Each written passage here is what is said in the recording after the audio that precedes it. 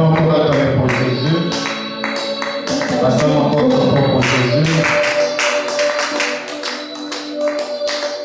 Et je veux qu'avant de commencer, nous allons faire une prière. Nous allons demander à Dieu, à compter de ce jour, où Maman Tessia a commencé avec cette atmosphère, dans la modération jusqu'aujourd'hui, ça prend l'ampleur.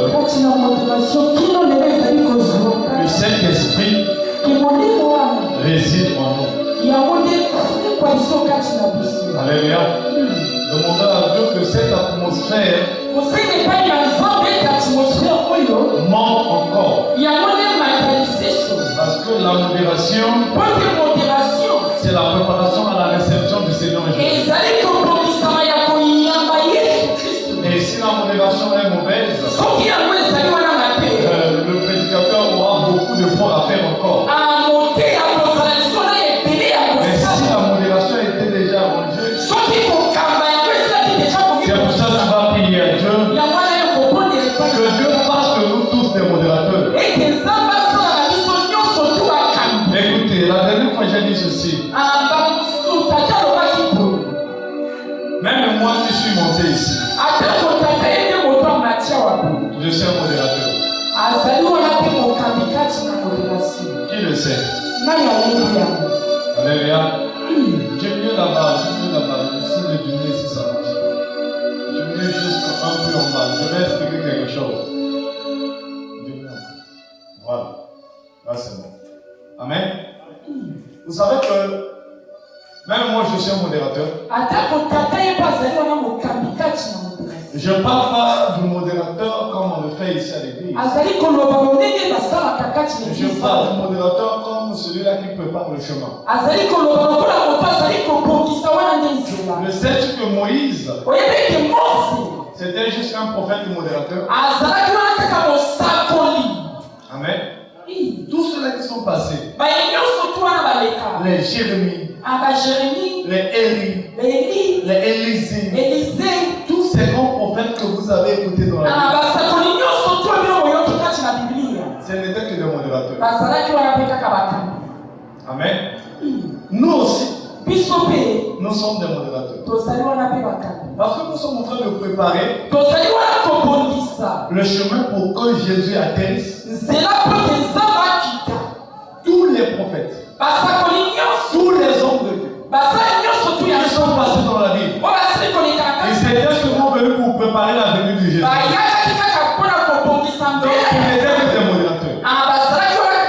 Nous qui servons ici, nous sommes des modérateurs pour préparer et que la parole prenne possession dans nos vies. Je vais prier. Je vais demander à Dieu. Seigneur, donne-nous l'atmosphère de gloire, l'atmosphère de puissance, l'atmosphère de l'autorité. Prions. Alléluia. Alléluia.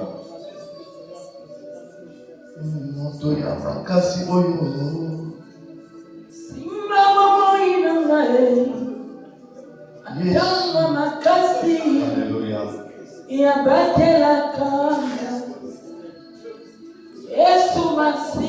Yesu Masia.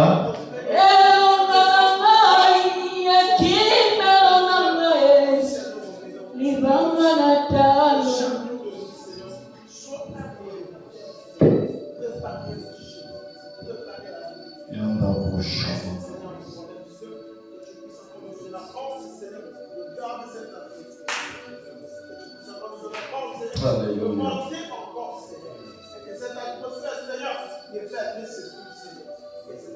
Alléluia. Jésus. Jésus, Seigneur, nous sommes que des modérateurs. Nous ne faisons que ton œuvre pour préparer, Seigneur, ton apparition. Seigneur, si nous faisons tout ça, c'est pour arranger le chemin et que toi, Seigneur, tu descends. Seigneur, Dieu Tout-Puissant, nous avons besoin de toi et nous t'invitons encore, Seigneur. Oh Jésus, nous t'invitons, Seigneur, et que cette atmosphère, Seigneur, ne disparaît pas. Que cette atmosphère, Seigneur Dieu puissant, continue tous les jours. Seigneur Jésus, Jésus, yonde mutamakas, aussi mabomo inabiso. Les aïeux Yesu Masiya mwana mabate.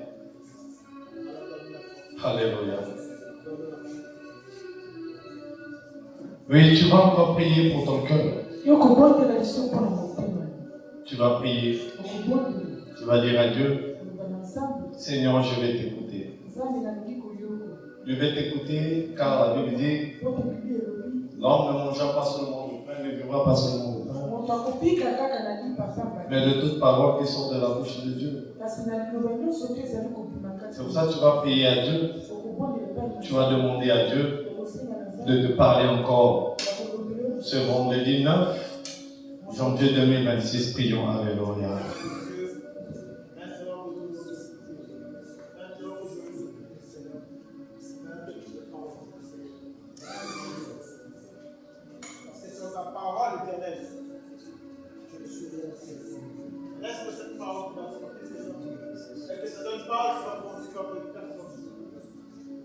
Cette parole, Seigneur, transforme encore. Tu donnes la force à cette foi. Je relève encore la foi de ceux qui sont passés. Maintenant que tu nous parles, nous sommes disposés.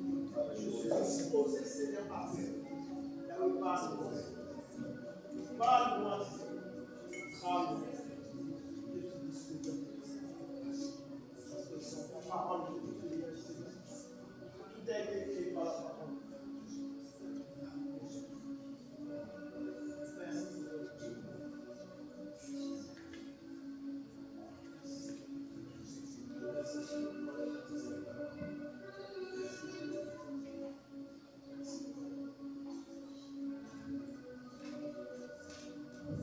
Nous disons tous Amen.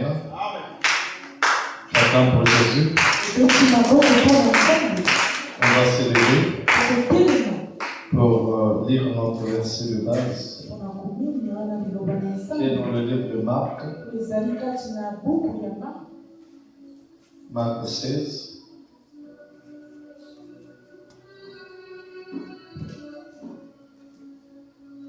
Le verset 15, le verset 17. C'est le verset clé pour comprendre ce que Dieu veut pour nous en cette année 2026. Car nous l'avons décrété l'année des... Et nous ne pouvons pas vivre les miracles si nous ne connaissons pas les principes pour obtenir les miracles. La Bible dit, je lis la parole de Dieu, nous le Seigneur Jésus-Christ. La Bible dit ceci. Puis il leur dit, allez par tout le monde, prêchez la bonne nouvelle à toute la création. Celui qui croira et qui sera baptisé sera sauvé. Mais celui qui ne croira pas sera condamné. Voici les miracles qui accompagneront ceux qui auront cru. En mon nom, ils chasseront les démons. Ils parleront de nouvelles langues. Ils saisiront des serpents. S'ils boivent quelques breuvages mortels, ils ne leur feront point de mal. Ils imposeront les mains aux malades Et les malades seront guéris. Parole du Seigneur. On peut acclamer pour que ça soit. Écoutez-moi attentivement. Aujourd'hui, c'est notre culte de combat. Beaucoup de gens pensent que le combat, c'est peut-être d'envoyer le feu et détruire les ennemis. Je vais vous donner un secret aujourd'hui. Par rapport à ma connaissance et à la compréhension des Écritures. Par rapport à ce que Dieu m'a révélé, si nous voulons obtenir des résultats cette année, démontrer la puissance et les miracles de Dieu. Cette année, témoigner Dieu miraculeusement. Cette année, il y a des points clés que nous allons citer. Il y a un secret que nous allons parler ici. Les chrétiens ont tendance à venir à l'église comme un lieu de bataille pour chercher à lancer des armes, des fusils ou des balles. Et les chrétiens ont tendance à prendre l'église comme un ring de boxe où tout le monde vient, il peut porter ses gants et automatiquement il commence à se battre. Les chrétiens ont tendance à prendre l'église comme un terrain de football. Et quand j'arrive, je mets mes bottines, je mets mon maillot, je mets mes protèges, et je rentre dans le terrain, je joue. Mais nous oublions une chose. Un footballeur ne peut pas aller se faire voir dans un ring de boxe. Est-ce que quelqu'un me suit? Donc je peux dire ça comment? Dans chaque exercice, dans chaque sport, il y a des règles différentes. La personne qui fait le boxe ne peut pas venir dans un stade de football et mettre les bottines et il commence à se faire voir. Le sport du boxe est lié à la main. Alléluia. Le sport de football est lié au pied. Mais avec un jouet par lequel un jouet qui donne de la valeur. Mais le boxe, ils ont des gants et ils vont se battre contre son adversaire jusqu'à chercher à blesser. Et dans le boxe, si tu blesses l'autre, il n'y a pas de carton, il n'y a pas de suspension. Amen. Mais dans le football, quand tu blesses quelqu'un, automatiquement tu es suspendu. Alléluia. Donc qu'est-ce que je veux dire par là? Vous savez, pour bien se battre, il faut connaître les règles.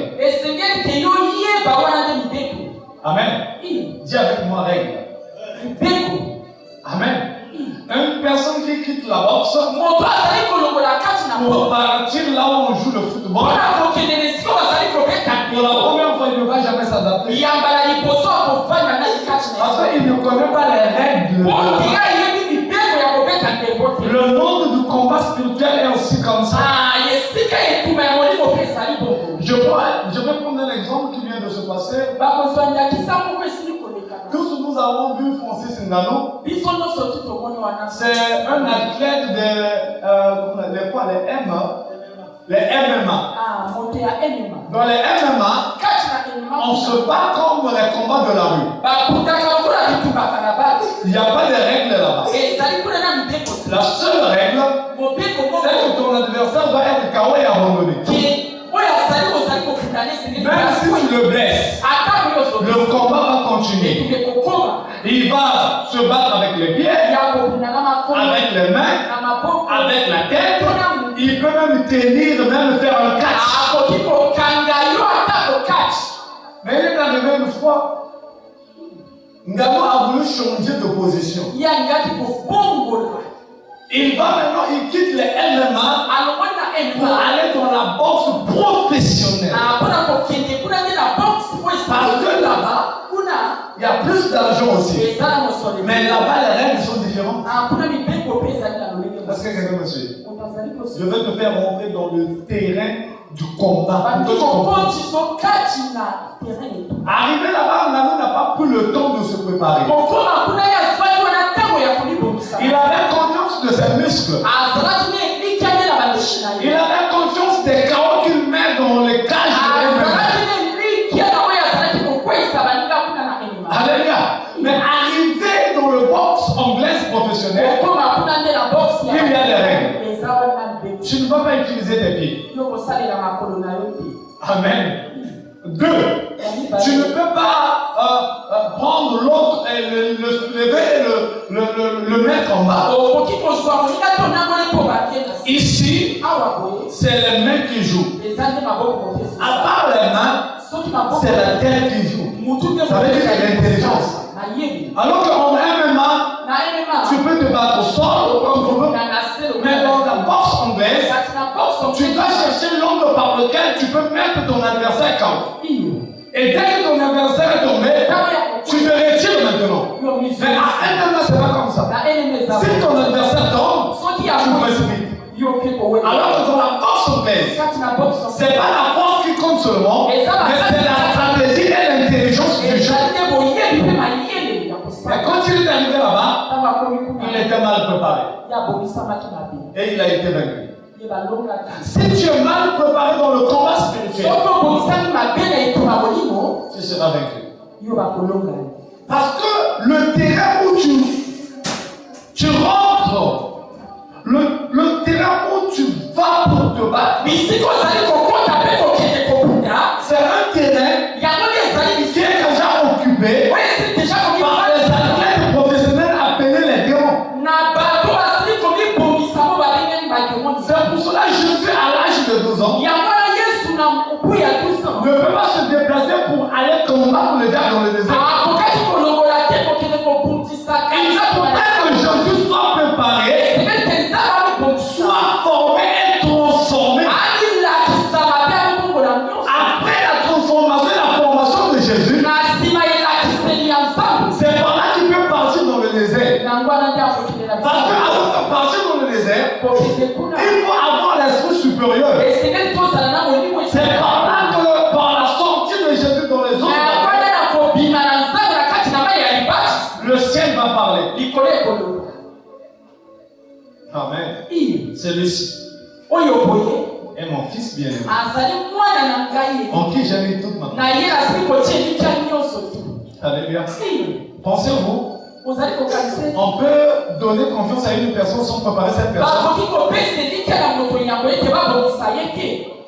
Amen. Si je donne à mes enfants, mes filles, mes fils de péché ici, c'est parce que je leur fais confiance par rapport à ce mot que je leur ai donné.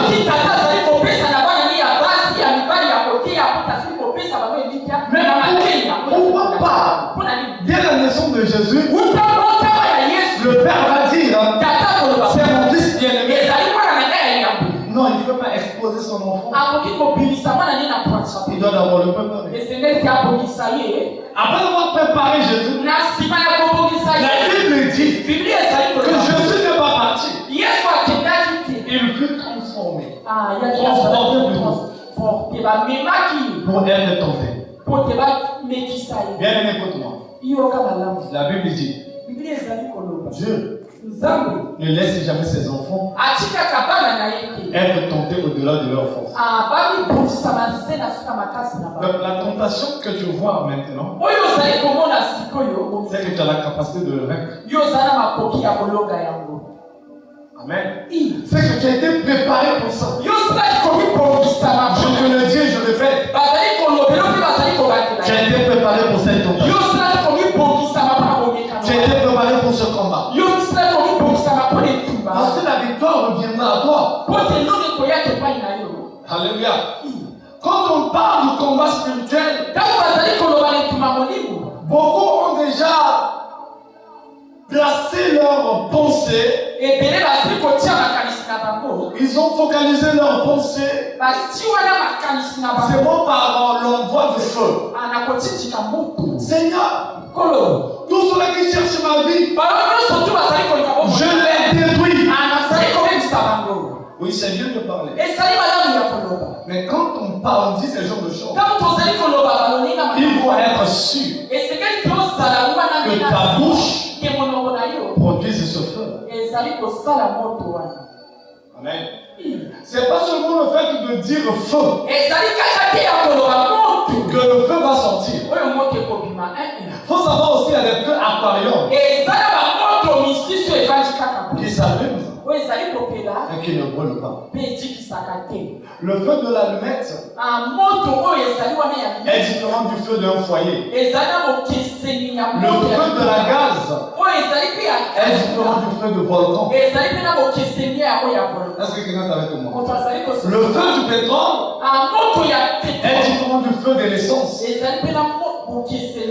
parmi ces feux, il y a la différence, mais posez-vous maintenant, si les chrétiens, ils étaient réellement dans la présence de Dieu, quel genre de feu les chrétiens peuvent produire? Amen. Il est arrivé un jour, Jésus marchait avec ses disciples. Il envoie ses disciples aller dans telle ville. Chercher l'auberge de me reposer.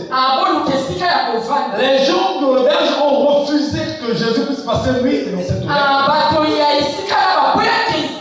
Les disciples disent à Jésus, Seigneur, permets seulement qu'on invoque le feu. Jésus dit, alléluia. Parce que Jésus savait, avait la connaissance du degré, de la puissance, du feu qu'il contenait dans ses serviteurs.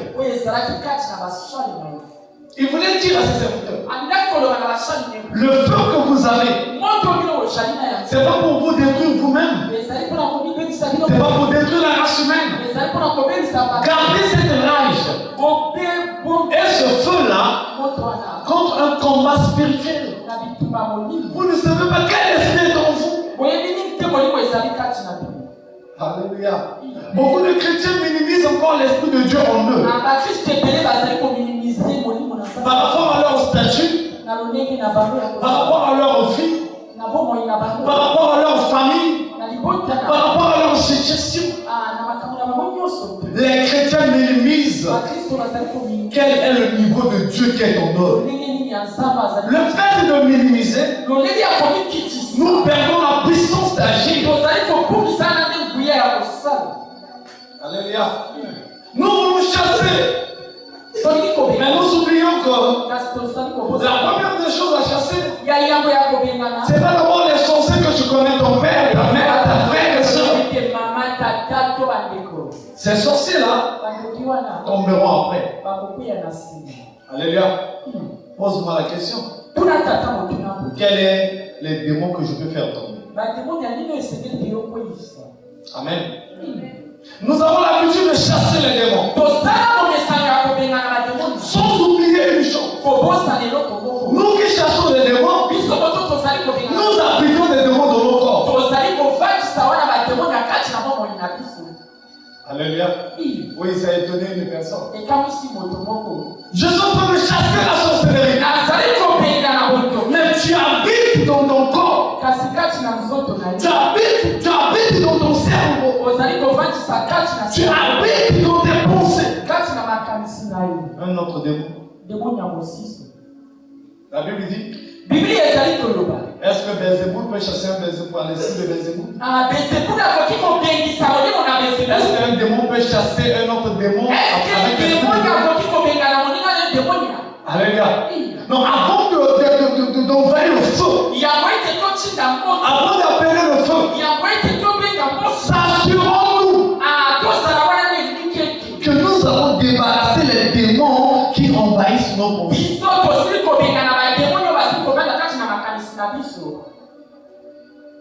Alléluia. S'assurons-nous que nous avons chassé les démons qui envahissent nos cœurs. Est-ce que nous avons chassé ces démons? Avant de chasser les démons de l'extérieur, commence à chasser les démons de l'intérieur.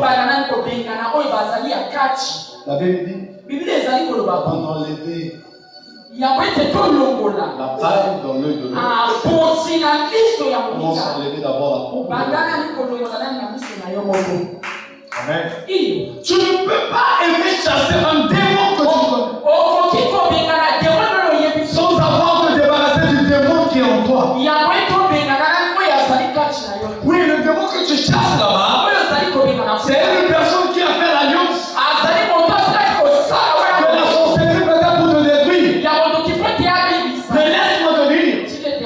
Ce sorcier de ta famille, le sorcier de ton quartier, si tu trouves une porte pour t'avoir, c'est parce que toi-même tu as habité un démon dans ta vie. Quand je parle de démon, il y a quelqu'un qui dit mais papa, moi je n'ai pas de pacte. Je n'ai pas tenu le fétiche. Je parle pas de la sorcellerie. Je parle des démons. Il y a la différence entre la sorcellerie et les démons. Le sorcier, c'est une personne qui a fait des pactes. Il a accepté sa religion. Et il a accepté que des esprits habitent en lui pour qu'il se manifeste. Mais le démon, c'est un esprit immatériel. Il vient en nous par nos pensées. C'est pas parce que tu n'es pas parti chez un féticheur. Tu me dis, papa, je n'ai pas de lien parce que depuis ma naissance, je ne suis pas dans un féticheur. Mais depuis ta naissance, je n'étais pas chez un féticheur, oui. Quand tu as commencé à comprendre les choses, tes pensées ont attiré un démon dans ta vie. Alléluia. Tes propres pensées à toi m'ont attiré un démon. M'ont attiré un démon. Alléluia. Nous voulons chasser les démons. Mais écoutez-moi. Si tu arrives à prier, il n'y a pas miracle, il n'y a pas résolution, il n'y a pas répartition. C'est parce que c'est encore au fond de toi. Tu es en train de nourrir un démon.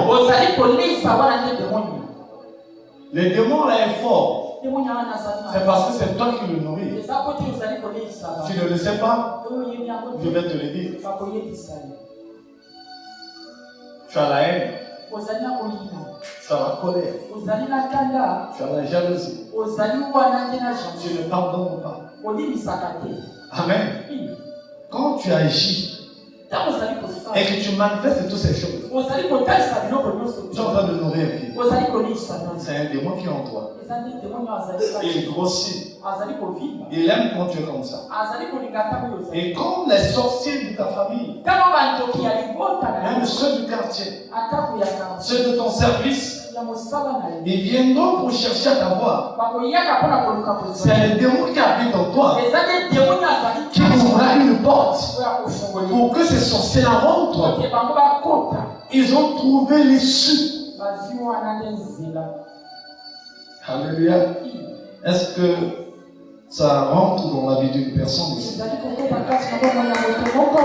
Alléluia. Nous-mêmes, nous sommes en train de nourrir ces démons. Avant de chasser un démon, de l'extérieur, prends soin de faire sortir les démons qui possèdent ta maison. La Bible dit le corps de l'homme est le temple du Saint-Esprit. Si le corps est le temple du Saint-Esprit, c'est que les démons aussi, le corps de l'homme, c'est leur temple. La différence entre le Saint-Esprit et les démons, ce n'est pas les prières, c'est l'attitude de tes pensées. Ta façon de penser, ta façon d'agir attire un être spirituel. Alléluia. Soit ça peut attirer la présence de Dieu éternelle dans ta vie. Soit ça peut attirer les démons de ta vie. C'est pour cela, en tant que chrétien, pense-toi. Donc, commence à bien penser dans ta vie. Quand tu vas changer tes pensées, alléluia, le diable n'aura pas dessus. Le combat de Jésus avec le diable, c'était pas physique. La Bible dit, il le transporta en quoi?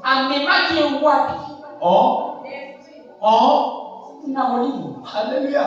Mais quand on parle de l'esprit, on ne parle pas d'un esprit visible. C'était le combat des pensées. Est-ce que quelqu'un est d'accord avec moi? C'était le combat des pensées. Alléluia. Tu peux arriver à un certain niveau. Il y a des mauvaises pensées qui cherchent à monter dans ta tête. Et si tu laisses ces pensées prendre possession de ta tête, tu ne verras jamais le miracle de Dieu. Le miracle est le fruit des bonnes pensées. La malédiction est le fruit des mauvaises pensées. Alléluia. Amen. Donc, avant de chasser le démon de l'extérieur, commence à chasser le démon de l'intérieur. Parce que si tu chasses le démon de l'extérieur, tu ne fais rien. Le démon de l'intérieur, il finira par ouvrir la porte et par appeler les autres de revenir. Le changement intérieur appelle le changement extérieur. Alléluia. Amen. Est-ce que quelqu'un ici? Alléluia. Nous avons lu ici, dans les versets qu'on a lus, la Bible dit, puis il leur dit, allez par tout le monde et prêchez la bonne nouvelle à toute la création. La bonne nouvelle. La bonne nouvelle. La bonne nouvelle. C'est le noyau qui attire toute la bénédiction, toute la richesse. Qui est cette bonne nouvelle? C'est pas belle voix. C'est Jésus. Dieu nous a envoyés sur cette terre pour vous parler de lui. Il nous dit ceci. Il est avantageux que je m'en aille pour que le consolateur vienne. Quand le Saint-Esprit, le consolateur vienne sur vous, il ne parlera pas de lui, mais il parlera de moi. Mais comme moi en tant que pasteur, j'ai reçu le Saint-Esprit, je leur parle de Jésus. Le nom de belle voix ne peut changer rien dans ta vie. Le nom de mon grand-père ne peut rien changer dans ta vie. Le titre évangélique ne peut rien changer. Le titre apôtre ne peut rien changer. Le titre pastoral ne peut rien changer. Le titre prophétique ne peut rien changer. Mais le nom de Jésus change tout. Rien que le nom de Jésus. Alléluia. C'est pour cela, les sorciers, les démons qui nourrissent tes pensées ne veulent pas que tu puisses habiter Jésus dans ton cœur. Ils ne veulent pas que tu entends parler de Jésus. Ils t'attaquent avec des balles de paille pour que tu dises que Jésus n'arrive pas. Écoute-moi. Si on t'attaque, c'est parce que la solution ne vient pas de l'extérieur. La solution est en toi. Si tu étais inutile, on n'allait pas t'aider. Amen. Alléluia. La Bible dit ici, celui qui croira et qui sera baptisé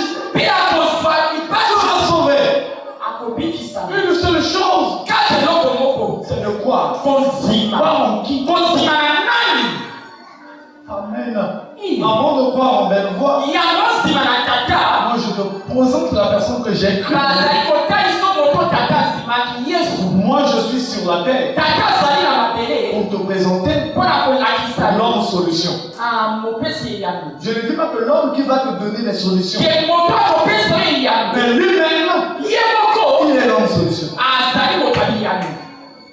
Amen. L'homme qui ne va pas te guérir, mais lui-même, il est la guérison. L'homme qui va te bénir, non, mais lui-même, il est la bénédiction. Car la Bible dit la présence de Dieu est l'absence de tout mauvais esprit. Il y a certaines choses dans nos vies, nous sommes en train de chasser, c'est parce que nous n'avons pas la présence de Dieu. La présence de Dieu en nous, c'est l'assurance de l'espérance de la protection. C'est pour cela que David l'a conduit. Il m'a dit dans le livre de Psaume, même si je marche dans la vallée de l'ombre de la mort. Alléluia. La vallée ne sera pas exclue. Yahweh sera là. Pour que la vallée comprenne que David n'est pas seul. Les problèmes viendront. Mais peut-être que tes problèmes dans ta famille puissent comprendre que tu n'es pas seul. Même si je marche dans la vallée de l'ombre, écoutez très bien, la vallée de l'ombre, l'ombre c'est noir, amen, de la mort. Ce qui m'intéresse c'est quoi? Dans le noir, on ne voit rien. Mais comment David traverse l'ombre? Parce que la Bible dit, ta parole est une lampe à mes pieds. Amen. Donc la parole de Dieu permet que même dans le noir, que mes pieds ne heurtent pas une pierre. Si j'ai Jésus, même s'il y avait une épine devant, mais la parole de Dieu va commencer à téléguider. Parce que sa parole, c'est une lampe à mes pieds. Alléluia. Donc il y a certains combats dans nos vies. Nous sommes en train de combattre. C'est parce que nous n'avons pas la présence de Dieu pleine. Quand la présence de Dieu descendra, tu n'as pas besoin de faire beaucoup d'efforts. Mais il te dira, toi lève-toi. Ne t'arrête pas. Parce que le chien aboie. Continue la marche. Les Égyptiens que tu vois aujourd'hui, demain tu ne le verras pas. Marche seulement. C'est ça l'assurance avec Jésus. Alléluia. Amen. La Bible dit, voici le miracle.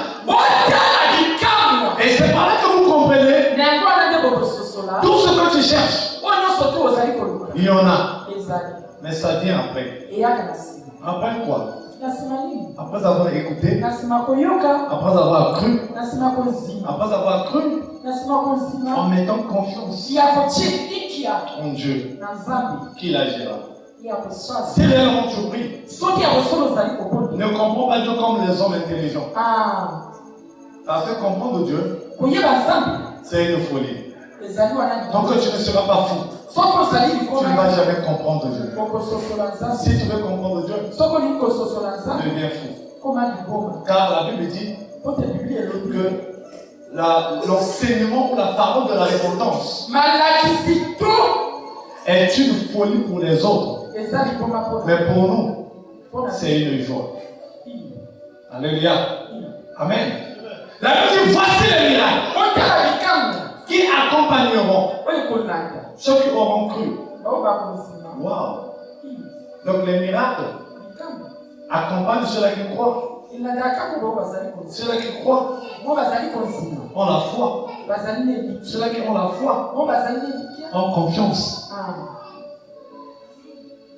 Une question simple. Je pose à ma fille Saïra. Lève-toi, ma fille.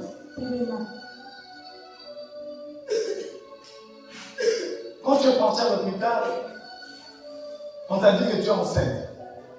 Amen. Ta première réaction, tu as penché déjà à l'enfant, vrai ou faux?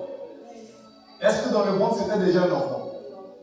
Tu sais ce qui a fait que cet enfant soit enfant? C'est ta croyance. Dans ton ventre, ce n'était qu'une petite liquide. Mais ta croyance a fait que cet enfant devienne enfant. Ce qui manque les chrétiens, c'est ça. On a dit que tu vas te marier. Tu auras l'argent. Les chrétiens cherchent à poser les questions. Comment je l'aurai? Ça viendra comment? Mais une femme enceinte ne pose pas de questions. Quand il sait qu'elle est enceinte, la première des choses, elle va dire à son mari. Et pour que son mari lui donne l'argent pour aller préparer, commencer déjà les soins. Pourquoi préparer les soins? C'est qu'elle veut que cet enfant, imaginaire déjà dans ses pensées, soit visible dans la vie réelle. Le miracle, c'est comme ça. C'est que si aujourd'hui nous n'arrivons pas à produire le miracle, c'est parce que personne d'entre nous ne pense à ce qu'il veut vivre. Alléluia. Non, il faut avoir un projet. Oh! C'est enceinte. Tu es enceinte. Je suis enceinte. Oh, que Dieu soit loué. N'ayez pas ça comme moi. Non, moi, je pense que moi, je vais à Dieu, ma vie. Oh, il y a ça, va en route. Ce n'est pas un bouton que je vais mettre en ah, ça va, moi aussi. Ah, ça va, mon fan. Conception, il y a maman, Dieu, ma mère. Oh, la route, ah, ça va, moi. On vit, c'est ce qui manque avec les chrétiens. C'est l'année d'un miracle.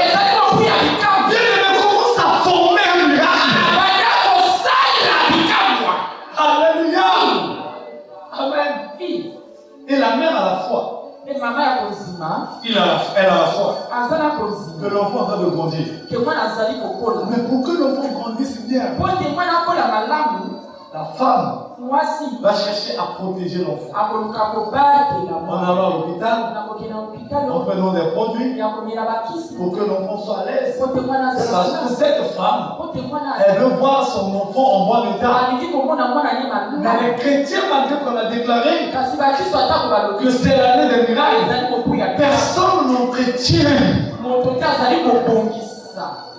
pour avoir ce miracle entre ses mains. Amen. Voici les miracles qui accompagneront. Pour que l'enfant vienne au monde, il faut qu'il y ait l'association ou l'assemblage entre la mère et le père. Mais pour qu'il y ait un miracle, il faut qu'il y ait aussi l'assemblage entre le croyant et son Dieu éternel. Il faut qu'il y ait la foi, la croyance, la détermination. De dire que cette année, c'est mon année. Et pour parler, de dire ce genre de choses, il faut être confiant. J'ai toujours confiance en Dieu. C'est pour cela qu'il est arrivé devant le tombeau de Lazare. Il regarde, beaucoup de gens pleuraient. Lazare dans le tombeau 4 jours. Jésus lève les yeux. Père, moi j'ai confiance en toi. Oh, les gens le regardaient. Il dit, Père, je t'exalte. C'est ça la folie. C'est ça la folie. C'est ça la folie. Une femme qu'on a dit ne peut pas mettre au monde. Mais il arrive devant même le docteur. Dieu a levé les trompes. Il dit, oh Jésus, je t'exalte. Parce que je suis ton conseil. Même le docteur sera ici. Et je dirai au docteur, ça doit t'étonner. Ce n'est pas le domaine des hommes physiques. C'est le domaine des hommes surnaturels. Pendant que je parle, j'invite le surnaturel. Je ne parle pas à toi. Toi, tu es limité. Tu as été créé. Mais je parle C'est pour cela, la marche de Jésus, de Matthieu jusqu'à Jean, il nous a seulement laissé le modèle comment nous devons agir. Devant la situation de ta vie, le Père parle comme Jésus. Père, je t'exalte parce que tu m'exauces toujours. Oh, il était malade. Il n'est pas venu. Il est mort. Il parle que Dieu l'exalte. C'est pour ça que la sœur là a chanté, il a dit la gloire de la résurrection est plus grande que la gloire de quoi? De la guérison. Amen. À deux fois, tu es arrivé à un temps. Tes situations, c'est seulement une maladie spirituelle. Tu cherches les mains de l'Éternel. À deux fois, ça ne va pas glorifier Dieu en totalité. Dieu laisse que tu arrives à un stade. Le stade où tes efforts ne feront rien. Quand Dieu ne travaille pas avec les hommes forts. Si tu es guéri dans ta force, est-ce que tu diras que c'est Dieu? Tu te laisseras arriver à un niveau bas. Il viendra lui-même te relever pour que la gloire ne revienne pas aux hommes. Ni à ta famille. En tout cas, tu me dis, j'ai quelqu'un dans ma famille qui a beaucoup d'argent, qui a des diplômes, qui ne m'aide pas. Laisse-moi te dire, il faut comprendre. Ta vie dépendante de Dieu. Amen. Il dit, Père, je t'exalte parce que tu m'exauces toujours. Pendant qu'il parle, Lazare dans le tombeau. Mais tu es fou. Il faut être fou. Tu veux vivre le miracle? Le miracle n'est jamais quelque chose de calculable. Alléluia. Deux fois, quelqu'un va dire ah, moi aussi, Dieu veut que Dieu me fasse le miracle comme il a fait avec Papa Franklin. Papa Franklin est compatible. De 5 plus 5, ça donne 10. L'addition de 5 plus 5, c'est sa compréhension à lui. À deux fois, ça ne sera pas 5 plus 5. Tu peux aussi obtenir le même chiffre 10. À deux fois, pour toi, ça sera 2 fois 5.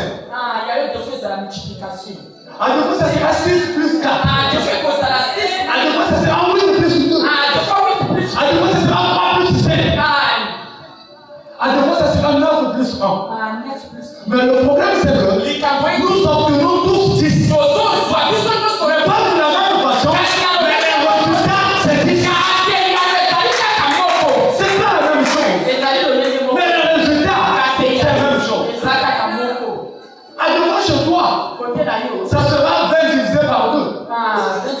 Donc chacun de nous sera libre d'obtenir son miracle.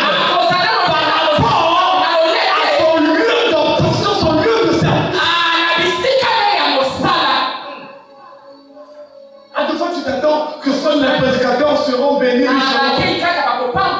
Mais Dieu bénit le protocole. Alléluia. Dieu bénit le chant. Dieu bénit le modérateur. Plus que le pasteur. Que cela ne vous étonne pas. On peut être pasteur en prêchant la parole de Dieu. Mais réellement, on ne fait pas ce que Dieu nous a demandé de faire. Mais le protocole, il fait ce que Dieu lui a demandé. Et son opération a réussi. Le miracle est permanent pour ceux-là qui sont permanents. Le miracle est disponible pour ceux-là qui n'ont que Jésus. Le miracle, ce n'est pas pour ça que je vais aller mettre des dossiers et on va m'appeler. C'est pas un miracle. Alléluia. Le miracle, c'est un secret. Entre dans l'éternité. Entre Dieu pour te bénir. Le miracle, c'est une déclaration divine. C'est une délibération. Pour ceux-là qui ont fait les examens, connaissent la délibération. Donc le miracle, c'est la délibération d'un Dieu sur la vie d'une personne. Alléluia. Non, papa, j'ai vendu. J'attends le bénéfice de 100 000. Oh, c'est un miracle. Ça, c'est pas un miracle. Je savais que tu allais avoir déjà ça. Le miracle étonne même la personne.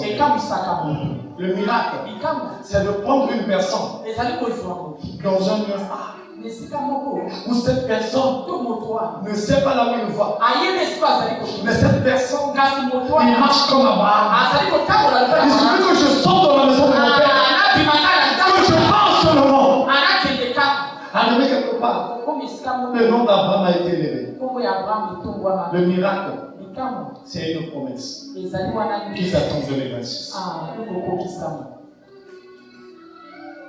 Alléluia. Amen. Voici les miracles qui accompagneront ceux qui auront cru. Amen. Dans le problème ici, ce seront de croire. En mon nom, ils chasseront les démons. Alléluia. Les gens n'ont pas compris pourquoi j'ai dit c'est l'année des miracles. C'est le 8e année de ce ministère. Nous avons passé 7 ans. Le chiffre 7, c'est le chiffre de la perfection. Mais le chiffre 8, nous avons pris toutes les dénominations des années passées. Nous l'avons ramené ici. L'année des miracles. Ça veut dire qu'il y a des choses qui sont cachées dans l'année de la perfection qui seront ouvertes cette année. Il y a des choses qui sont cachées dans l'année des oracles qui sera ouverte cette année. Il y a des choses qui étaient cachées dans l'année des accomplissements et qui seront ouvertes cette année. C'est moi si tu crois. Dans l'année des miracles, il y a des miracles. Et ces miracles ne dépendent pas du pasteur. Ça dépend de ta conception. Comment tu vas le recevoir. Et ce soir, le sous-thème est intitulé, comme c'est chaque vendredi, c'est le combat spirituel. Mais le sous-thème est intitulé combattre les ennemis de mes miracles. Amen. Combattre les ennemis de mes miracles. Parce qu'il y a plusieurs miracles qui t'attendent cette année. Est-ce que tu crois à ça? Alléluia. On doit t'appeler fantôme. On doit t'appeler fantôme. Amen. Moi je crois à ça. Moi je crois que cette année, si toi tu crois, tu verras la gloire. Je ne dis pas que tu verras la grâce. Tout le monde peut vivre la grâce. Mais tout le monde ne peut pas vivre la gloire. La grâce est donnée à tout le monde. Païen, féticheur. Mais la gloire est donnée à ceux qui sont devenus. Est-ce que quelqu'un est devenu ici? Alléluia. Alléluia. Ephésiens 6, 12, la Bible dit, car nous n'avons pas à lutter contre la chair et le sang, mais contre les dominations, contre les autorités, contre les princes de ce monde de ténèbres. Est-ce que quelqu'un comprend? Le premier combat à remporter dans la vie, c'est pas d'avoir le combat à chasser les sorciers de ta famille, mais c'est le combat d'avoir avec les démons de tes propres pensées. Ceux qui habitent en toi, c'est les démons qui te disent aujourd'hui là j'ai parti, tu ne peux pas travailler. Tu as vu là j'ai parti, tu ne peux pas mettre au monde. Tu as vu. Ce sont les ennemis des miracles. Les ennemis de ta destinée. Les démons qui te tirent dans ta tête. Tu as vu ta famille t'a abandonné. Tu n'as personne. Tu sais, à la fois ça me tombe. Quelqu'un qui pleure. Ah, ma famille m'a abandonné. Je suis seul. Pose-lui d'abord la question. Ça fait combien d'années ta famille t'a abandonné?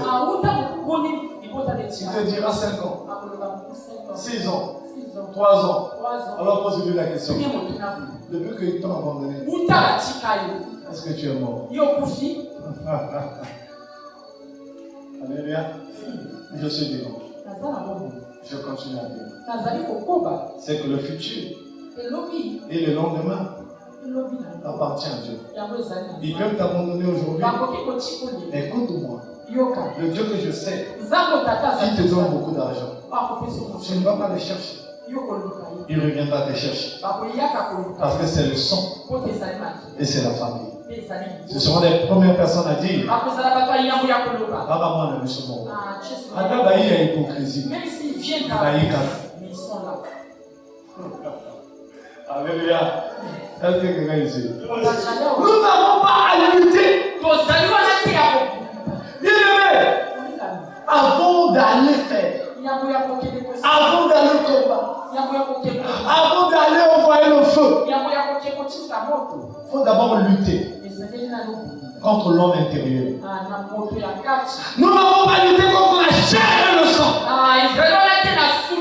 Si tu arrives à vaincre des mauvaises pensées, la sorcellerie n'aura pas la place. Ils viendront t'attaquer. Ils ne pourront jamais te vaincre. Parce que nous ne trouverons pas la porte pour rentrer et te vaincre.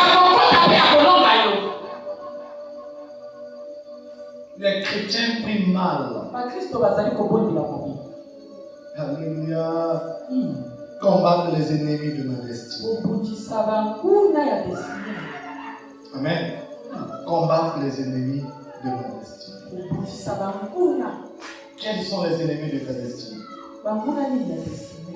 Les ennemis sont spirituels. Il y a les sorciers et il y a les démons. Mais écoutez-moi, dans le monde spirituel, les personnes, ça veut dire que dans le monde spirituel, le niveau le plus bas, c'est les sorciers.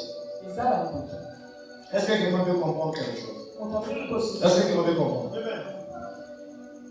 Les premières personnes dans le monde qui sont plus forts, la première religion qui est plus forte, c'est le christianisme. Je vais m'expliquer. Là, tu es venu à l'église. Amen. Tu confesses ta foi devant tout le monde. Tout le monde ici sait que tu es chrétien. Il te voit sortir, partir à la maison, prier tout le monde. Tu ne caches pas ton identité. Tu as accepté le Seigneur Jésus comme Seigneur et Sauveur. Et tu le confesses devant tout le monde. Le deuxième niveau de la spiritualité, qui sont après les chrétiens, ce sont les magiciens. Amen. Parce qu'eux ici, ils confessent leur Dieu. Ils confessent qu'ils sont magiciens. Ils font tout ce qu'ils peuvent faire. Quand je parle de magiciens, je prends les féticheurs. Bandana. Amen. Et le troisième niveau de la spiritualité, ce sont les francs-maçons et les occultistes. Vous savez pourquoi je dis ça? Ils ont peur. Qui a déjà accepté qu'il est franc-maçon? Ah oui? Vous savez pourquoi nous sommes forts? Parce que nous publions. Mais il n'arrive pas à se publier. Va poser la question à un franc-maçon. Il te dira, je suis chrétien. Alléluia. Donc nous sommes plus forts. Le quatrième niveau, le niveau le plus bas. Toi qui as peur, je le dis au micro. Le niveau le plus bas de la spiritualité, c'est des sorciers. Ils ne peuvent pas venir à l'église. Non, nous sommes les chrétiens, on a les chrétiens. Mais pas les mandokis, on a la mandokité, on a tout à Koloka. Ils sont tellement bas. Le jour où un chrétien va comprendre qu'il a le niveau le plus élevé, c'est le jour là où sa puissance va commencer à être démontrée. Le sorcier vient aussi à l'église. Donc il va y avoir. Alléluia, amen. Amen. Il prie chaud. Nous sommes des gens qui étaient assis pour prier, oui. À quel moment? Alors, on va dire qu'il y a confessé qu'il y a sort. Mais donc, il faut avoir un malin. Bah, il va dire qu'il y a un donc, il y a un chrétien. Ce qu'il y a un donc, il va pas y avoir un ami. Oh, on va dire, allez, amen. Maintenant, nous avons pas de l'année au loin. Kubanga na ndokite ani otobi Yesu da soto mama bando bazo kita so ani oso mo mesra ko sa ko publicité donc na famille na no bino le lo ata pembe na yo ke Il n'est pas tout près de toi. mais le Il n'est pas tout près de toi. ayo ko ba site ba nguma Il vient comme des... oh na mwana ki ajo lo na kama sa kufa Il prend le visage de ta tante qui était déjà décédée. Qui a déjà vu un sorcier venir. Le sorcier. Quand tu dis c'est là, il est en train de te dire. Il peut pas encore promettre. S'ils sont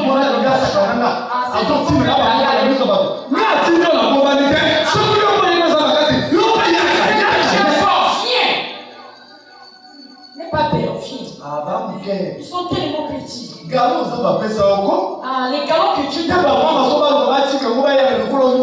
Même les gens ils arrivent pas ici.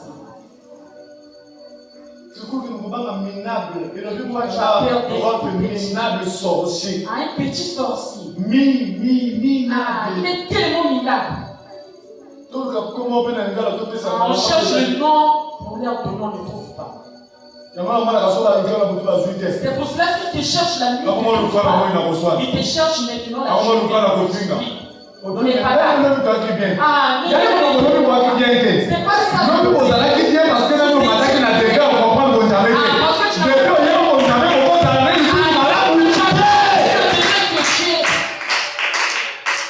Oh, il y a un chrétien. Oh, il y a un homme. Ils sont pas bons. Si tu vois un chrétien et un sorcier, ils sont bons termes. C'est que ce sorcier là. C'est un chrétien avec un cheval. Mon corbatif au comme ça sur cheval. Le jour que tu attends. Mon nom. Maman Bote. Bonjour maman. Yo. Il y a quel problème? Mais le niveau a changé. Le niveau a changé. Le niveau a changé. En 2026. En 2026. Le niveau a changé. Le niveau a changé.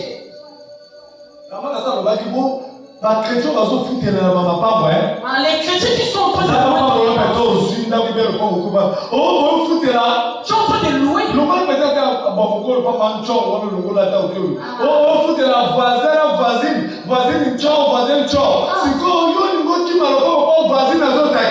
veux fuir cette parcelle parce que la voisine est en train de t'attaquer.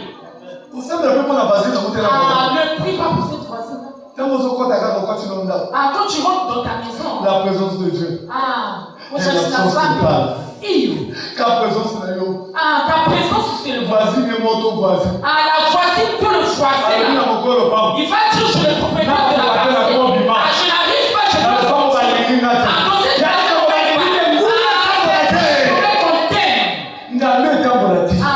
Cette dinosaure là ne peut pas marcher. Je ne discute pas avec toi. Qu'est-ce que je fais? La sorcellerie peut commencer avec les enfants qui ont l'âge de 10 ans. Amen. Amen. Regarde. Par exemple, si vous êtes dans une cour commune, vous allez beaucoup des hommes. Chacun sa femme. Chacun son homme. Chacun sa porte. Maintenant, il y a d'autres femmes des hommes. Ils sont là à parler de toi. Il faut ajouter encore ta prière. La sorcellerie a qui des grandes personnes. À des fois,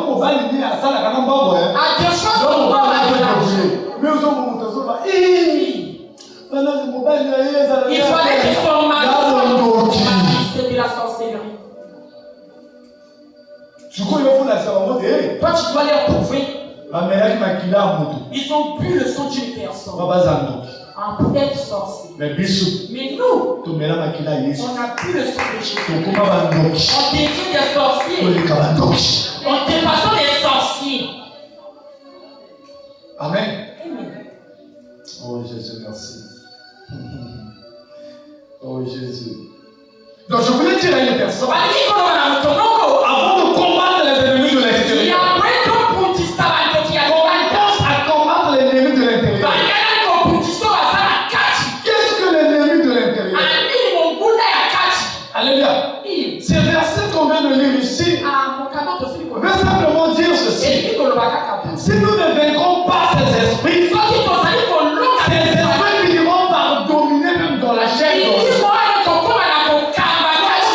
Avec l'esprit qui est en toi. Quels sont ces esprits? Écoutez-moi très bien. Le miracle, avant que ce soit physique, est d'abord spirituel. Donc le premier combat, c'est un combat spirituel. C'est pour ça que la Bible dit, nous n'avons pas à combattre, à lutter contre la chair et le sang. Alléluia. Donc si tu te bats pas spirituellement pour empêcher, c'est des mots que nous allons, les ennemis que nous allons citer ici, ils viennent pour empêcher la réalisation de tes miracles physiquement. Parce que le miracle, c'est une grossesse invisible qui se forme par rapport à la compréhension, à la pensée, à la transe et à la foi du chrétien. Salut Marie. Dieu m'a envoyé chez toi. Oui. Non. Qu'est-ce que Dieu a dit? Dieu a dit, tu seras enceinte et tu mettras au monde un fils. Tu lui donneras le nom d'Emmanuel. Oh non! Je ne connais point d'homme. Comment je vais tomber enceinte? Le miracle n'a pas besoin d'une porte. Mais le miracle, il a besoin d'une folie. Alléluia. Mais le mari dit, comment cela se ferait-il? Il va dire à Marie, le Saint-Esprit surviendra sur toi. Il te couvrira et tu tomberas enceinte. Que cette année, n'attends pas le miracle entre les mains des hommes. Mais le Saint-Esprit viendra sur toi. Avant que la chose n'arrive. Alléluia. Donc la première des choses, l'ennemi à combattre dans ta vie, c'est d'abord le doute. Le doute, c'est un poison. Est-ce que quelqu'un comprend? Le doute, c'est ça détruit la bénédiction. Le doute détruit le miracle. Je me souviens, il est arrivé une fois. Jésus était dans une maison en train de prier pour les gens. La porte était remplie, envahie. Il y avait 4 frères. Les 4 frères avaient pris leur frère sur un lit pour l'emmener vers Jésus. Arrivé devant la porte, il n'y avait pas le moyen pour passer. Mais ces frères-là n'avaient pas douté. Ils n'avaient pas aussi peur. Écoutez, quand tu arrives quelque part ou sur un chemin, où tu arrives que le chemin est barricadé, cela ne veut pas dire que cela est fini pour toi. Il faut changer de stratégie pour atteindre ton objectif. Amen. Ils ont vu à gauche, ils ont vu à droite, le chemin était barricadé. Mais leur problème c'était quoi? Que nous on doit vivre notre miracle. Oui, il est mort, nous le savons. Mais l'homme là, c'est lui la résurrection. La Bible dit ils sont montés sur le toit. Ils ont ouvert les tôles. Et ils ne sont pas descendus. Où est cette foi aujourd'hui? Mais ils ont fait descendre leur frère quelque part. Eux sont restés sur le toit. Grâce à leur courage, ils ont vaincu la peur. Ils ont vaincu le doute. La Bible dit que l'homme a été ressuscité. Alléluia. Donc, les ennemis des miracles, l'ennemi numéro 1, c'est le doute. Ennemi numéro 2, c'est l'incrédulité. Ennemi numéro 3, c'est la peur. Ennemi numéro 4, c'est la paresse. Alléluia. La paresse. Ennemi numéro 5, c'est l'orgueil. Amen. Ennemi numéro 6, le péché. 7, le manque de pardon. 8, le sentimentalisme. Et 9, l'idolâtrie. Amen. C'est pour ça que je dis tout ce que je viens de citer bloque la réception des bénédictions divines dans nos vies. Alléluia. Ces choses-là, on met des obstacles intérieurs et extérieurs. Parce que pour que tu puisses vivre le miracle extérieur, il faudrait d'abord que cela commence intérieurement. Alléluia. C'est pour cela ces choses que je viens de citer, si ça remonte dans ta tête, ça va mettre au monde 3 enfants. L'enfant numéro 1, c'est la ruse. Amen. Oyo balobi na lingala mayele ya mabe. Oyo nyoka bota maki na mo. Nyoka zalaki mayele te. Mazalaki mayele ya mabe. La ruse, 2, la jalousie, 3, la trahison. Amen. Parce que la ruse conduit à la destruction de la chair. La jalousie conduit à la destruction de la chair. La trahison aussi conduit à la destruction de la chair. Amen. Obstacle spirituel et émotionnel. Amen. 1. Les doutes et l'incrédulité. Matthieu 17, le verset 17, qu'est-ce que la Bible dit? Nous allons parler, premièrement, là je suis en train de citer les ennemis des miracles. Matthieu 17, le verset 17. Écoutez ce que la Bible dit. Ici, la Bible dit, Matthieu 17, 17, la Bible dit ceci. Race incrédule et pervers, répondit Jésus. Jusqu'à quand serai-je avec vous? Jusqu'à quand vous supporterai-je? Amenez-le-moi ici. Amen. Est-ce que l'enfant était présenté vers Jésus? Non. L'enfant était présenté vers les disciples de Jésus. Il y a quelque chose qui s'est présenté devant toi. Il faut savoir que dans tout ce qui se présente devant toi et pour ta vie, ce n'est pas pour Dieu. C'est pour te donner la visibilité et t'élever. Car Dieu est déjà élevé. Les combats qui se présentent devant toi, la victoire reviendra à toi. Dieu combattra avec toi selon toi si tu agis en premier. Dieu ne peut pas agir en premier. C'est à toi d'agir. La Bible dit, mets le premier pas et moi je mettrai le second pas. Donc tout ce qui se présente dans ta vie, c'est pour toi. C'est pour ta gloire. C'est pour ton élévation. Alléluia. Est-ce que quelqu'un est ici? Amen. Donc j'ai dit ici, l'incertitude sur la réalité des personnes, des promesses de Dieu, empêche de recevoir quoi que ce soit. Donc les promesses que Dieu t'a données, si tu es incrédule, tu ne vas jamais recevoir ça. Amen. Et Jacques 1, le verset 6 à 7. Et Jacques, le livre de Jacques. Qu'est-ce que la Bible dit dans le livre de Jacques? Est-ce que quelqu'un peut prendre ça rapidement? Le verset 6 à 7. Écoutez ce que le cordon va dire. Verset 6 à 7. 1. La Bible dit. Mais qui la demande avec foi? Qui demande quoi? Amen. Papa, donne-moi le Colosse. Verset 5. Si quelqu'un d'entre vous manque de sagesse, qui la demande à Dieu, qui qui donne à tous simplement et sans reproche. Et elle lui sera donnée.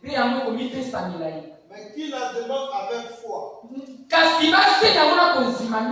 sans douter. Car celui qui doute est semblable au flot de la mer, agité par le vent et poussé de côté et d'autre. Alléluia. Est-ce que quelqu'un a compris? Donc le doute empêche le miracle. Nous sommes au début de l'année, c'est pour ça que je t'enseigne ça. Si tu doutes, tu ne verras jamais le miracle s'accomplir dans ta vie. Amen. Le doute et l'incrédulité empêchent que nous puissions vivre et voir le miracle. Amen. La deuxième des choses qui empêche le miracle, c'est la peur. Dis avec moi peur. La peur, c'est l'ennemi du miracle. Elle paralyse et empêche d'agir, rend l'homme vulnérable. La personne qui a peur ne peut pas avancer. C'est pour ça qu'il va dire à Élisée, ne t'ai-je pas donné? Hein? Il va dire à Josué plutôt, ne t'ai-je pas donné cet ordre? Fortifie-toi et prends. Oh. C'est que devant toi tu auras des combats, tu auras des ennemis, mais tant que tu marcheras avec moi, tes ennemis ne te feront rien. Il faut vaincre la peur. Un vrai soldat doit vaincre la peur. C'est pour ça aujourd'hui on ne peut pas prendre un civil, on lui donne l'arme, on dit va te battre. On prend toujours un civil, on le met dans une place de transformation, de formation, pour enlever la peur, et après on lui donne l'arme pour aller combattre. Est-ce que vous êtes ici? Alléluia. La peur, c'est un démon qui paralyse et empêche d'agir. Goliath est grand. Mais comment se fait-il? Goliath seul, il sort devant le groupe, il lance des paroles, mais Israël est nombreux, Israël recule. C'est l'esprit, le démon de la peur.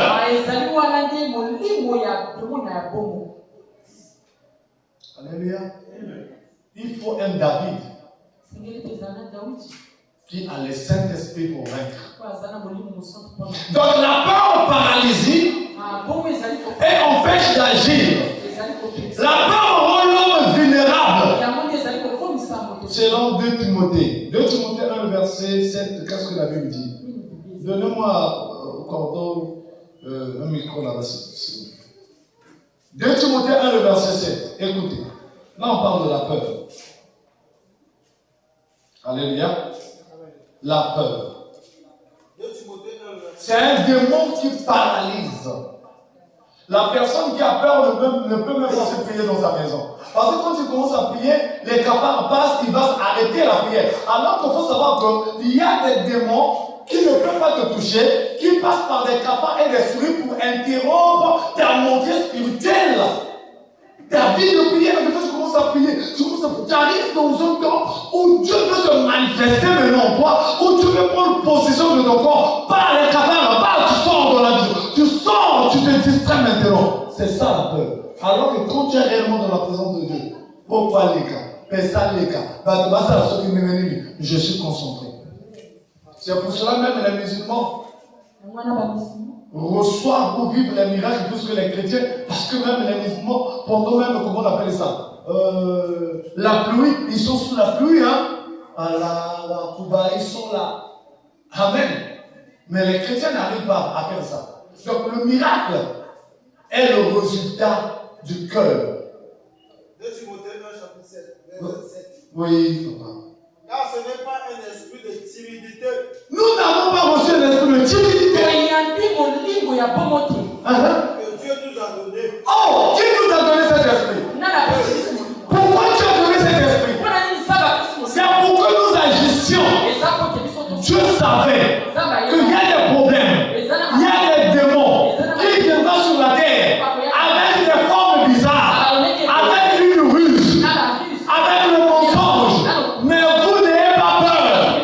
C'est l'esprit que nous avons reçu. Ce n'est pas l'esprit de timidité. C'est l'esprit des valeurs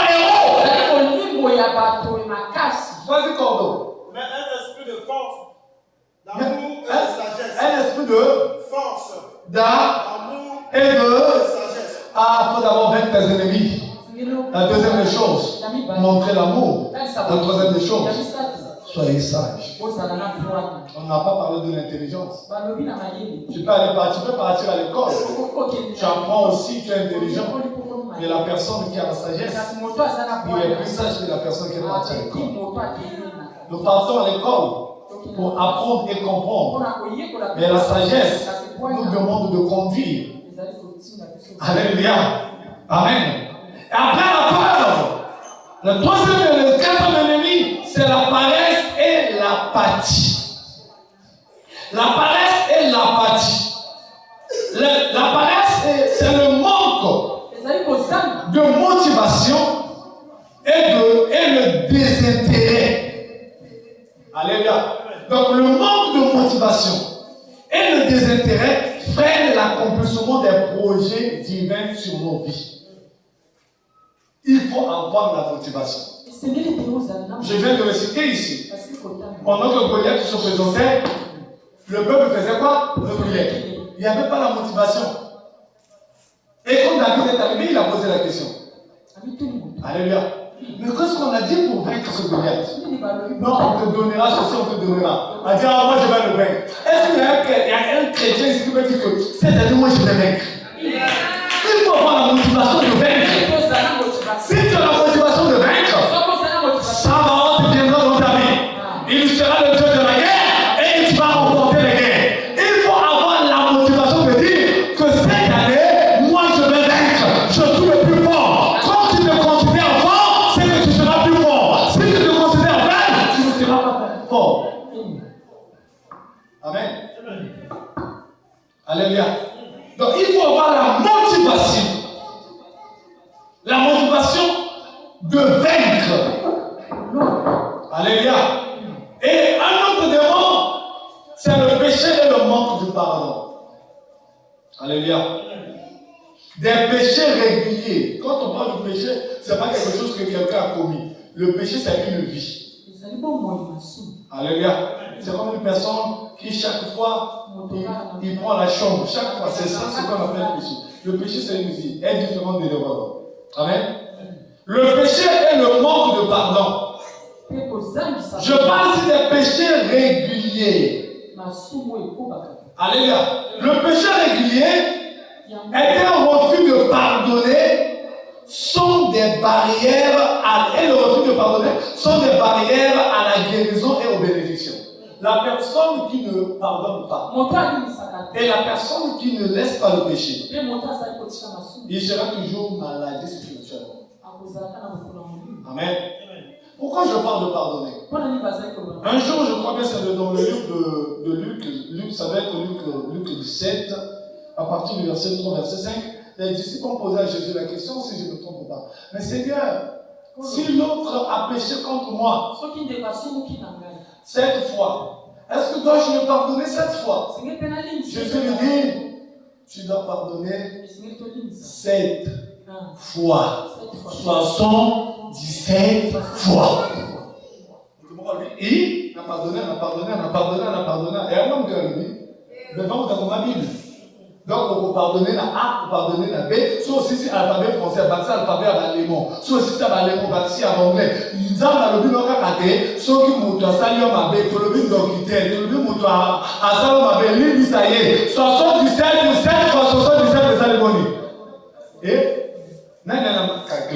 c'est 7 fois 77 fois. C'est pourquoi vous comprenez, tu n'as pas pardonné, vous m'attendez à 20 au soleil. Et ça nous dit, papa, même calcul, 7 fois 77 fois. Il n'est pas. Vous savez, on a tout ça là. Il y a un bon, il y a calcul. 5339. Hein? Maman, consolez la 5300 combien? Vous comprenez ce que tu n'as pas pardonné? Hein? Est-ce que vous comprenez que tu n'as pas pardonné? 7 fois 77 fois. 7 fois 77 fois. Donc, nous allons pardonner. Nous allons vraiment pardonner. Amen. C'est ça qui empêche aussi le miracle. Ça empêche le miracle. Ça empêche le miracle. Un autre péché qui empêche le miracle. Le combat que tu dois vaincre. Que tu dois vaincre. L'autre péché qui t'empêche de vivre le miracle, c'est l'orgueil et l'amour de l'argent. Alléluia. Ça t'a dit, ah, Père. Il y a une mort, il y a une mort, tout ça, la mort. Tout le monde, mais il y a une mort, il y a une souci. Pour le camp, pour la famille, il va aller subsister dans le mot, n'a pas oublié que ça, la mort, mais ça doit oublier baler. Il y a pas de temps, c'est autant qu'à Bible. Alléluia. Amen. L'orgueil est l'amour de l'argent. L'orgueil est avoir d'autres dieux. L'orgueil, c'est avoir d'autres dieux. Amen. Ah, il y a plusieurs dieux. Hein. Je ne vais pas citer aujourd'hui, nous allons prier. Vous savez que toi-même, tu sais que au-dedans de moi, j'ai plusieurs dieux. Alléluia. Tu dois sortir ces dieux-là. Tu dois les chasser. Alléluia. Donc, tu dois chasser ces dieux en toi. Et tous ces dieux-là emmènent une inimitié entre Dieu et toi. Amen. Jacques 4, 6, qu'est-ce que la Bible parle de l'orgueil? Il faut savoir que l'orgueil précède la chute, mais l'humilité précède la gloire. Jacques 4, 6, papa. Quelqu'un prépare-nous Matthieu 6, 26. Jacques 4, 6. Écoutez très bien. Il accorde. Au contraire. Une grâce plus excellente. Une grâce plus excellente. C'est pourquoi l'Écriture dit. C'est pour ça que l'Écriture dit. Dieu résiste au orgueilleux. Résiste à l'orgueilleux. Mais il fait grâce aux humbles. Oh. Papa, est-ce que tu es en anglais? Tu es en français, non? Nzambe a télé la bataille par nous. Ngana yo awato tumoni mapeka ko jamais kuma na nipa mutu mama. So ki mapeka na kuma na nipa mutu tesko orgueil ko to sala ka. Dieu résiste aux orgueilleux et fait quoi?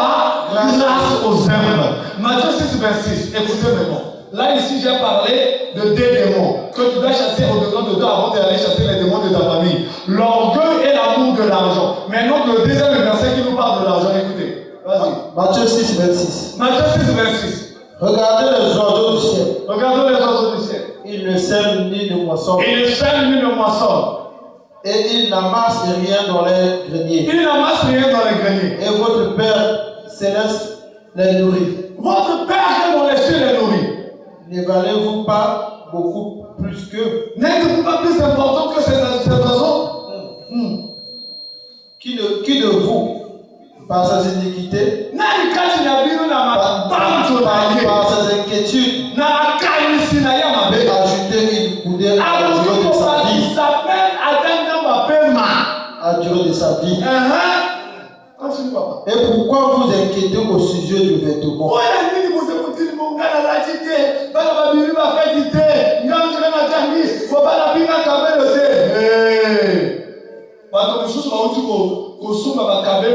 Na fait awa na mbonga lokola bana soko dira batamba bengana kuna mukosa kuta mibali boki kufuta te mbonga kufuta bana lokola ko so bakabelo kono bimbela na yango siko awa bakimo bengana bana na l'école. Amen. Une femme c'est celle qui pense. Amen. C'est pour ça que j'ai suivi sur internet un pasteur qui dit tant que sur vos têtes ce que vous portez sur vos têtes est plus cher que ce qui est dans vos cœurs, vous n'allez jamais trouver. Mais à récupérer 450 000. Mais à ce moment-là, on va Bible à 5 000. Maintenant, ça va s'aller miracle. Alléluia. Périr à 250 000. Mais mon dernier a dit 50 à 10 dans ma bonne. J'ai fait 50. Il a fait ses beautés maintenant 250 000. Après, on t'a dit, vous avez papa, ça va miracle, sur vos salés dans l'autre. Vous avez l'action, tu l'as dit, pourquoi ça va passer, pourquoi ça va bien. Amen. Vas-y, Cordo. La Bible dit, et pourquoi vous inquiétez au sujet du vêtement? Pourquoi inquiétez-vous au sujet du exactement. Considérez comment croissent les lits des champs. Regardez comment les lits croissent. Ils ne travaillent ni ne filent. Ils ne travaillent ni ne filent. Cependant, je vous dis que Salomon Même Salomon, dans toute sa gloire, n'a pas été vêtu comme l'un d'eux. Si Dieu révèle ainsi l'herbe des champs, qui existe aujourd'hui, et qui demain sera jeté au four, ne vous vêtira-t-il pas plus que faute raison? Gens de peu de foi. Ne vous inquiétez donc point. Et ne dites pas que mangeons-nous, que boirons-nous, de quoi serons-nous vêtus? Car toutes ces choses, ce sont les païens qui les votre Père Céleste sait que vous en avez besoin. Continue. Cherchez premièrement le royaume et la justice de Dieu.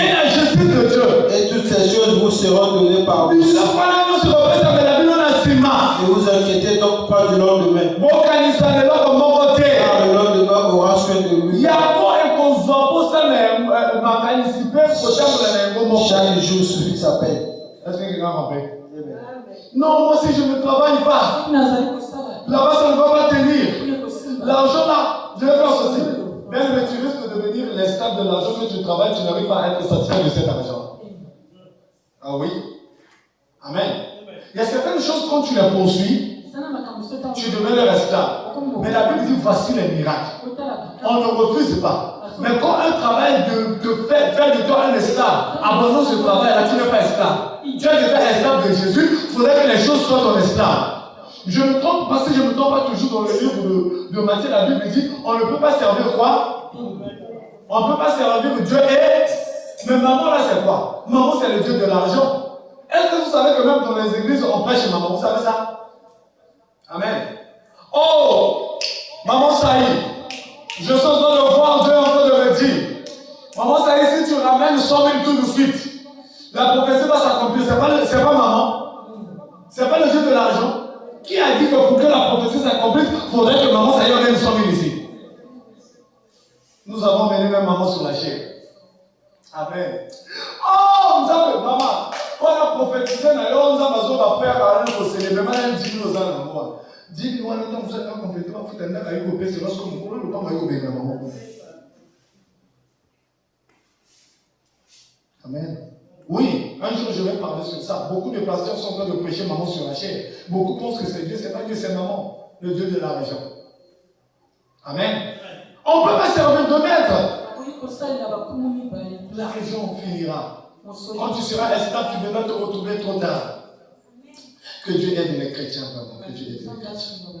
Pour finir, nous sommes arrivés à la fin.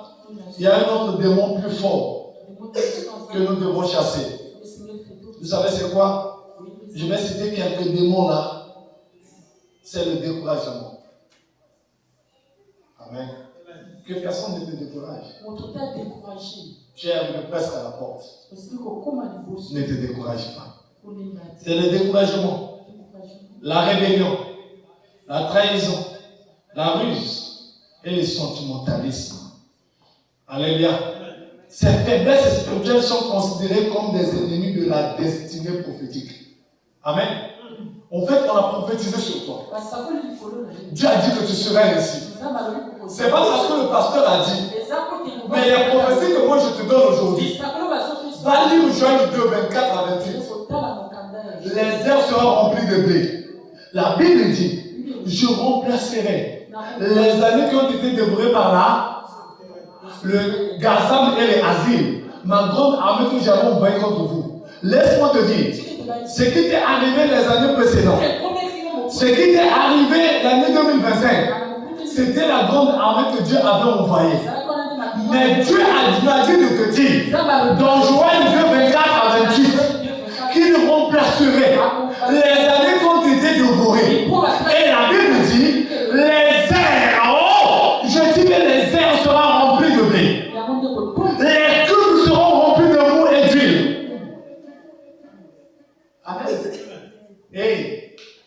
En dernier jour, il va déverser son esprit sur toute heure. Amen. Maintenant, prophétie, on a appris pour Nayo. La prophétie, on a fabriqué pour Nayo. C'est que vous allez na projet madame vous en massali pour Nayo. Et bon, il y a même jamais Wanda. Amen. Joël 2, 24 à 25, vous pouvez lire ça à la maison. Amen. Et ici, la solution pour obtenir le miracle et vaincre les démons qui sont dans vos corps. Il faut avoir la foi que ce qu'on a dit pour moi, ça finira par s'accomplir. Parce que le démon, le but du démon, dans ta vie, il vient pour chercher à tuer ta foi. Il sait que si tu as la foi, ces choses s'accompliront. Alléluia. La foi, c'est le remède au doute. Et la foi est la confiance en la puissance de Dieu. Amen. Deuxièmement, c'est le pardon. Le pardon de nos offenses. Père, pardonne-nous. Alléluia. Comme nous avons pardonné, tu les as pardonnés? C'est ça la réponse. Est-ce que tu les as pardonnés? Que Dieu les bénisse. Pour finir, la meilleure des choses pour obtenir le miracle cette année, c'est l'obéissance. L'obéissance, c'est être sobre, vigilant face aux attaques de l'ennemi, souvent représenté comme un lion rugissant. Le diable, laisse-moi te dire que l'ennemi, il est comme un lion, mais ce n'est pas un lion. S'il est comme un lion, qui a le lion? C'est que toi tu as le lion. Le lion qui est en toi, il peut dévorer les ennemis de ta destinée. Je vais dire à une personne ce matin, commence d'abord à détruire l'ennemi de tes pensées. Le miracle va s'assurer. Acclame encore pour Jésus. On va se lever pour prier. Alléluia. Nous allons prier. Nous allons déclarer à Dieu. Alléluia. Merci. Nous allons prier à Dieu. Tu vas répéter après moi. Tu vas dire Seigneur Jésus. Dis après moi Seigneur Jésus. Naïba quitté. Naïba quitté. Et tes amis n'ont pas de démons, ils vont aller katinanga. Démons ya jalousie. Démons ya jalousie. Démons ya kanda. Démons ya kanda. Démons ya koyina. Démons ya koyina. Démons ya bomo. Démons ya bomo. Démons ya maluba mabe. Démons ya maluba mabe. Démons ya orgueil. Démons ya orgueil. Démons ya bolingwa mbongo. Démons ya bolingwa mbongo. Démons ya découragement. Démons ya découragement. Démons ya rébellion. Démons ya rébellion. Démons ya trahison. Démons ya trahison. Ya kwana so nazo bengala ba démon. Kwana so nazo bengala ba démon. Ezo simbate. Ezo simbate. Pona makanisi nanga. Pona